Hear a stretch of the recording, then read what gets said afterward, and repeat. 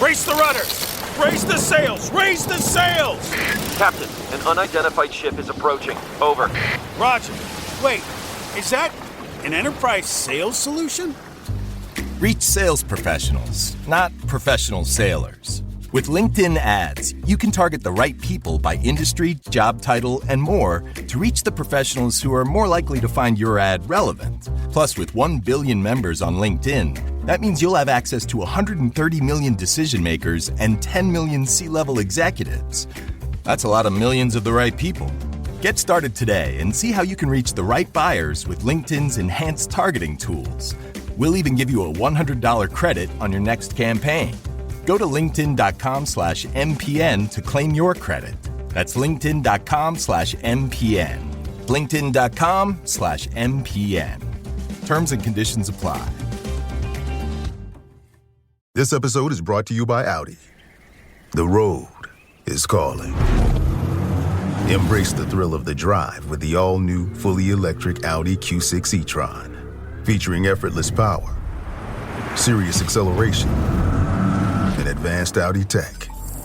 It's not just a new EV, it's a new way to experience driving. The all-new, fully electric Audi Q6 e-tron is here. The next chapter of Audi starts now.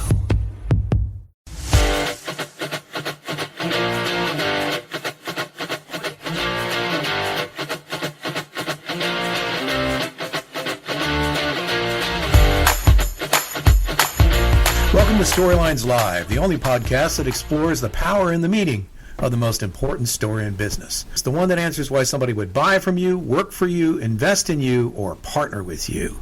This story defines the very character and nature of an organization.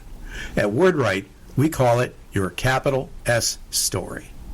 In this episode of Storylines Live, I'm back in the hot seat, and my talented colleague Tara DeRazio is here to play host and interview me and ask probing questions. Yes. This is our Chapters with Paul series. If you've missed any of our previous ones, feel free to go back and check them out. We've done a couple so far, and we've been having a lot of fun. And These are some of our first ones with video, so that has been great as well to see all of you. Well, you can see us. Right. So Paul and I thought a good topic today would be just chatting about some of the changes in, I guess, what we would call traditional PR. Yes. And how things are done differently. You know, you've been running WordWrite for 20 plus years. I've been in this field 20 plus years as well. So we've really seen a lot of changes. And of course, a lot of that is coming from social media. But one of the topics we wanted to focus on today is the good old pitch / press release. So let's start off with, what is a press release and what's really the point for anyone who just hasn't done this before or really doesn't know? What's the point of a press release? Well, it's a great question, Tara, because I think frequently the use of a press release is misunderstood, and it's changed over the years. In the old days, going back even 100 years at the beginning of the PR field, the press release was a new invention that distilled the messaging that a company or organization or person wanted to get in front of journalists. And in its early days, it was written very much like a news story. A lot of times they still are. It was the one place where a journalist could find all the relevant facts. Over the years, things were added to press releases, such as quotes, so they read even more like stories. At the heyday of mass media journalism, which let's say up until the early 2000s, the press release was a tool that was used and overused, I would say, to the point that in today's environment where the number of journalists is dropping rapidly and the number of media outlets is dropping rapidly, there's great disdain. There's been disdain for the last 40 or 50 years, but great disdain from journalists about press releases. For PR pros and for journalists, though, press releases are like a necessary evil. Sometimes when people say, oh, you're in PR, so press releases. And a lot of times that just annoys me because what we do is so much more than that. Right. And often what I'll say gently and kindly is, yes, press releases are like tires on a car. Your car's not going to go anywhere if it doesn't have tires. And your PR is not going to go anywhere if you don't have press releases in the mix. But nobody buys a car because of the tires. And success in PR is not getting a press release out there. Exactly. So some of the good things about a press release, as you've mentioned, there can be quotes in there. So this can give the journalist at least a starting point or something they can use in their story, which is great, or at least know, okay, I have access to this person to interview them. Also facts, stats, they don't have to go and search for things, although they're still going to be fact-checking and editing and things like that. But as far as the negative and downside, and you're a reporter, how many are journalists receiving on any given day, and how do they possibly cull through those? And as PR people or as people wanting to put them out, how do you stand out? Is it possible? It's very difficult. In another episode of Chapters with Paul, we talked about how I started the company, and part of that journey was spending 4 years at Ketchum PR. And press releases and press content drove me so crazy that the man who eventually hired me to Ketchum, Larry Werner, he had me come in and speak to the entire staff at Ketchum, which was about 65 people in Pittsburgh at the time. And I brought that day's mail. And I went through every press release and every piece of garbage that was sent to me, frou-frou garbage from PR people, and I had one of those large round metal trash cans. Maybe you had one of those in your classrooms when you were in elementary school, and it was empty. And every time I dissed something, I threw it in there, and there was a big thud at the bottom when it hit the bottom. And Ketchum is a big firm, and at the time had a big office in Pittsburgh, and I could tell there was stuff that people had sent me, people in the room, and there was like when I was throwing some of their stuff, and I mean people would send you envelopes with glitter in them that would explode all over your desk and everything. So folks, this is why journalists don't really like press releases. Now today most press releases, probably 99% of them, come at you electronically. But to your point, Tara, it's extremely difficult to get through them. The biggest problem with press releases is that frequently they're being sent to the wrong people, and that the folks sending them don't spend the time to figure out who the right person is. There are even sites on the internet where journalists just get on and share bad pitches and why they hated them and the stupidity of the people sending them. I'm sorry to say it, but stupidity. Right. And press releases are, the ones that seem to get picked up, do you think are pretty urgent, newsworthy stories? I mean, is that really the time?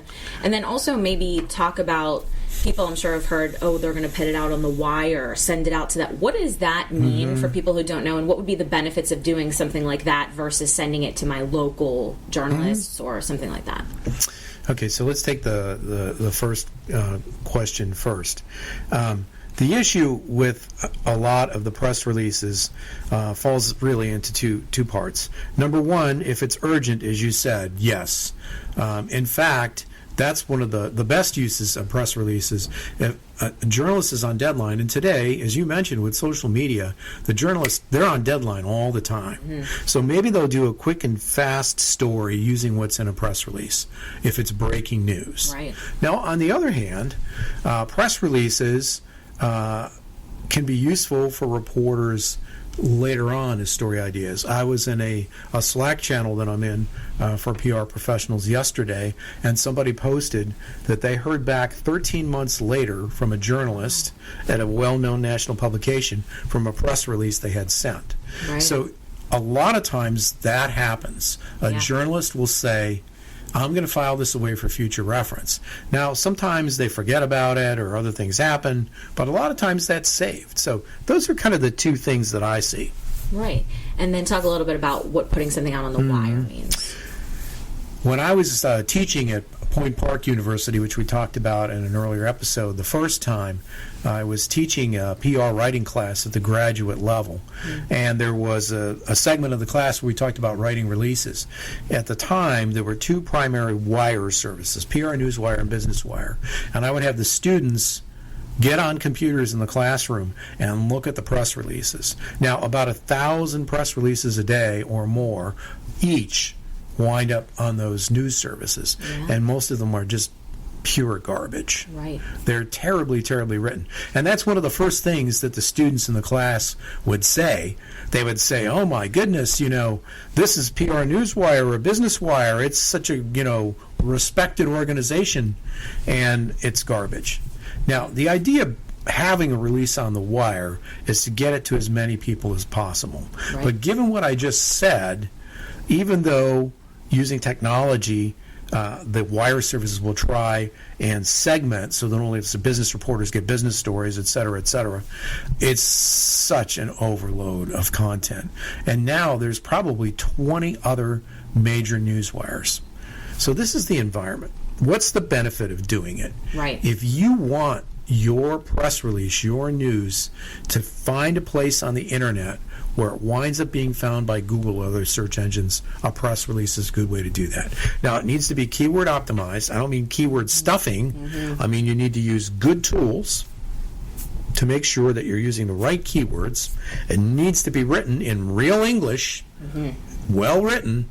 And then what's going to happen is when people, potential clients or partners or whoever you're trying to reach, are searching for what your organization does on the internet, that press release is going to pop up. Right now, anyway, Google considers press releases to be legitimate news content, and they will rank them higher in their algorithm as a result of that. That's the potential benefit. But you just have to understand there's so much out there, you really need to hit the right high bar in order to stand out. And I think it matters what it is that you're sharing. Absolutely. Is it national or international news? Because, if you're just pitching about a local event in your town, you're not going to need to do something like that versus if you've just, invented something or something that would be, a completely different, element to it all. So for most businesses, they're probably trying to connect with not only just print publications, online publications, because there's so many different ways now people can get their content. If you are wanting to get a story out there, but you're not going to create a release, let's talk about the difference between putting out a press release and simply pitching or talking to a journalist about this might be of interest to you, and how can you add value to them so that they want to talk more about that topic? That's a great question, and folks, we're going to dig into that right after this short break. Raise the rudders! Raise the sails! Raise the sails! Captain, an unidentified ship is approaching. Over. Roger. Wait, is that an enterprise sales solution? Reach sales professionals, not professional sailors. With LinkedIn ads, you can target the right people by industry, job title, and more to reach the professionals who are more likely to find your ad relevant. Plus, with 1 billion members on LinkedIn, that means you'll have access to 130 million decision makers and 10 million C-level executives. That's a lot of millions of the right people. Get started today and see how you can reach the right buyers with LinkedIn's enhanced targeting tools. We'll even give you a $100 credit on your next campaign. Go to linkedin.com/MPN to claim your credit. That's linkedin.com/MPN. linkedin.com/MPN. Terms and conditions apply.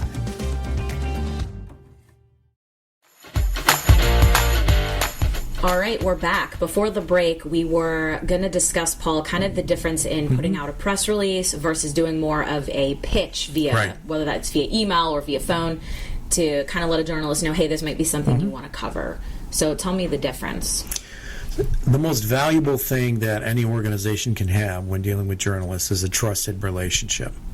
Now, it's difficult today because of all the turmoil in journalism, but if you're able to achieve that, that's the pinnacle, the ultimate goal. Those kinds of relationships are driven not by broad distribution of press releases. It's driven by what we call, in the PR field, pitches. It's a direct conversation with a journalist, pitching, if you will, a story that they might be interested in. And there are a lot of journalists who, if you have that kind of relationship, they don't want you putting out a press release, or they want the story before the press release goes out, if you have to do one. Because, folks, if you're a publicly traded company, there are certain events where you are required by law to put out a press release. And you need to be careful about that and how you do that with a journalist. You can't really leak a story in that kind of situation. But there's certain timing things you can do that we don't need to get into in this episode that allow you to essentially make sure that the journalists you care most about have the story right when it becomes news. Generally speaking, though, in answer to your question, Tara, what you want to do is have the kind of relationships with journalists who cover your organization or your issues or your industry regularly, so that you can pick up the phone, email them, do a Zoom, whatever way you normally reach them, have a coffee, and you can talk to them and suggest stories that they will want to cover. And that's the important part of this. Whether you're sending releases or you're pitching journalists, you really need to understand what kind of stories are they interested in, and how does your organization fit into the kinds of stories they want to cover.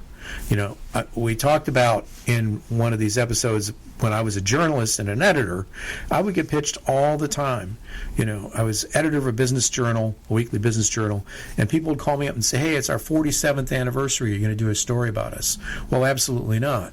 The name of my publication was the Pittsburgh Business Times, not the Pittsburgh Anniversary Times. Right. And you have to ask yourself, if I weren't working at this company, would I want to read this story or view this story, right? That has to be a very important litmus test when you're pitching journalists. I think it comes down to relationships and research. Absolutely. So it's, how am I adding value to this publication, and also, am I even reaching the right one, as you said? Because there's a lot of, community magazines or blogs with influencers that may want to cover something like that. It might not be a hard-hitting news story for your, main business paper. So researching and seeing where it fits best. We've worked with clients and we've worked with influencers locally, and that's been a great way, to share things that may not be something that would be written about in the paper, but exactly, bring awareness to, fun things like a giveaway or an anniversary or something new that's opening. So there's a lot of ways that this pitching and press release kind of concept has really expanded. Absolutely. And what you're talking about there, Tara, the role of influencers, one of the key principles in the field of public relations is it's not what I say about myself that makes the most difference to the people I want to reach. It's what somebody else says about me. Right. And in the old days, the 1970s or whatever, there wasn't any social media. There weren't really any influencers. So that somebody else was really journalists and publications or broadcasts. Today, it is still that, despite all the changes in the media, but it's also what Tara was just talking about, influencers. And as she suggested, sometimes that's the better route to go, right? Because if you are trying to reach a very targeted audience, they're going to really hit that audience, and you're going to get better engagement. Exactly. And if you can't, if you're on a limited budget or you can't really do that, or you're just getting started out, posting your own news, posting your own press releases, doing your own social media is something that is very possible. It's going to help with your search engine optimization, everything. And, having a news or resources site on your website is a place that you can post your own news. So I think, 20, 30 years ago, there just really wasn't the option to be as, have yourself out there. But now we have those options. So that's another thing for people who maybe don't have the budget to go, too far into things. But post it yourself, share it yourself, and as long as you're writing it and telling a good story, then the right audience will hopefully be seeing that. So think about that. Yeah, and there's a term that applies to a lot of this. Companies as big as Coca-Cola have engaged in this. It's called brand journalism. Now, why do they call it brand journalism? Because a brand, like a company like Coca-Cola, is actually the publisher. So, what Tara, you're talking about is you can become your own publisher to directly reach your audience. The journalism part of it, though, is, folks, in this century, we are so skeptical. And we are always looking for people who are not telling the truth or whatever. The content has to be truly educational.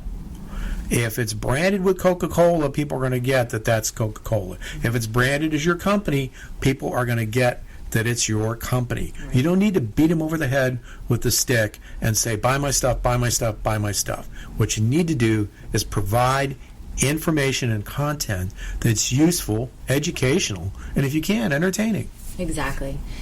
So we hope that you've learned a lot about pitching, press releases, relationships, research, all the other alliterative terms that we've come up with today. Yep. But really, PR is going to continue to change. Yes. Marketing is going to continue to change, and we'll be there for all the trends. I know we're going to talk more about AI in upcoming episodes and what that has done for our industry and really all industries.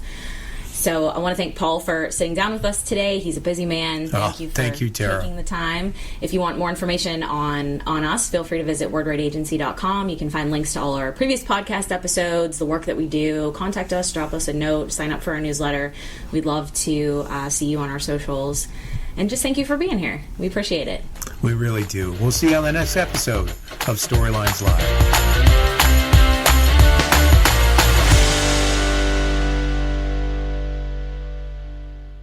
You may know you're listening to this show along the Marketing Podcast Network, but did you know there are other great shows on MPN to help your business? Hennika Watkis-Porter hosts The Entrepreneurial You, empowering entrepreneurs with insights on leadership, business, and success. Hennika, tell listeners what to expect from your show. So we provide innovative business strategies and practical solutions to common entrepreneurial challenges. And where can people subscribe? Find us at hennikawatkisporter.com, as well as the Marketing Podcast Network at marketingpodcasts.net, or search for it wherever you get your podcasts. You heard her. Go subscribe. This podcast is heard along the Marketing Podcast Network. For more great marketing podcasts, visit marketingpodcasts.net.